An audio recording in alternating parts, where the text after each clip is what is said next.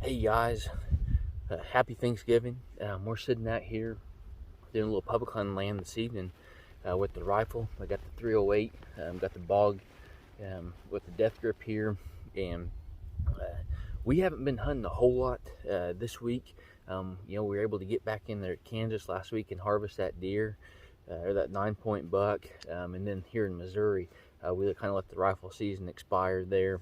I think on Tuesday was the last day for it, so got to see some really great deer. So whoever, for anybody that harvested deer, got out there, congratulations on any successful harvest there. To touch back on our Kansas hunt, that deer, he came in. I ended up shooting him at 23 yards, and I ended up single lunging that deer. The shot looked like I double lunged that deer, but what ended up happening was that deer ran off, and he jumped over the fence into the woods there, and he was about 60 yards at that time, and he just bedded down right there. And I thought, okay, well, he's going to expire, right there, and this is going to be a good deal.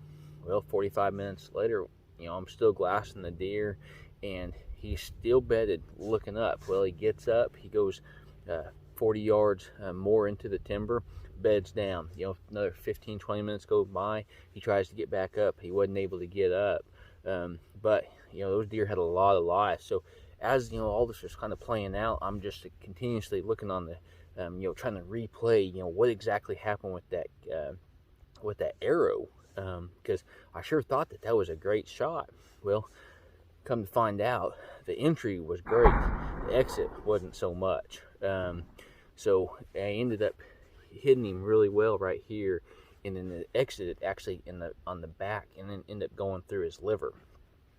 So anytime you find yourself in that position where that deer comes off there 50-60 yards, lays down, and he's just bedding, right? He's not expiring within that 30-minute time frame or an hour time frame, and you've seen this deer in sight.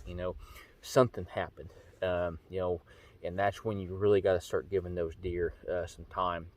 So I deer cast from Drury Brothers, I ended up pulling that thing up, and that thing, I kept finding, hey, double lung.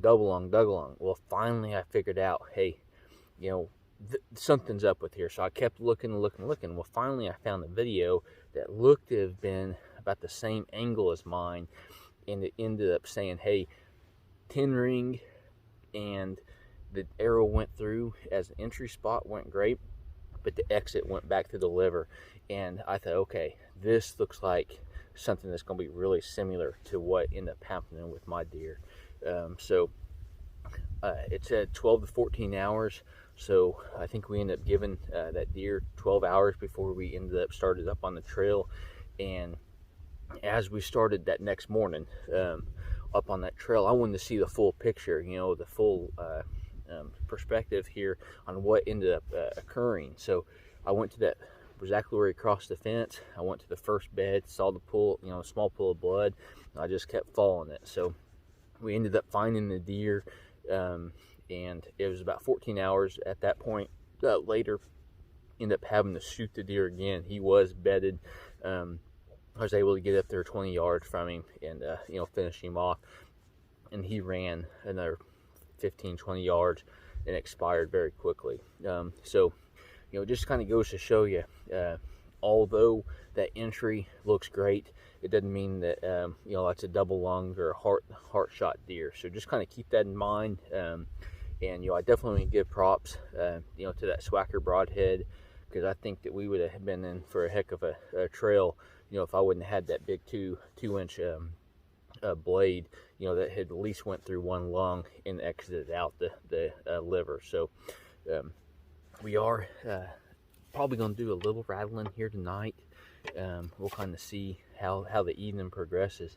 But the one thing I did want to touch on this week is this bog, and it's a bog death grip. This thing is just phenomenal for both adults. You can put, I've got the 308 AR here this evening, but we've used the crossbow, 308, 6.5, any of those weapons. You're able to use this thing and it's got the knob here where it tightens and loosens. You know, the actual it compresses against that barrel, so it keeps it tight. And then you've also got another knob here that will tighten it, where you know it will go up, up and down horizontal there. And then you also got another knob here that tightens the the spin on you. So there's different settings. I think maybe there's 3 different settings on each one of the legs. They are able to expand all the way up there. So if a guy wanted, or a hunter wanted to stand up and shoot or kneel, or however you wanted to do it, it's just really versatile in regards to being able to be fully functional, with any of those weapons you choose. So we got some decent Browning trail cameras, got some Bobcats, and a couple coyote ones that were kind of interesting to watch there. So I hope you guys had the opportunity to spend some time with your family and friends there for Thanksgiving. And like always, hopefully you guys are getting out there in nature. Best luck on your upcoming hunt.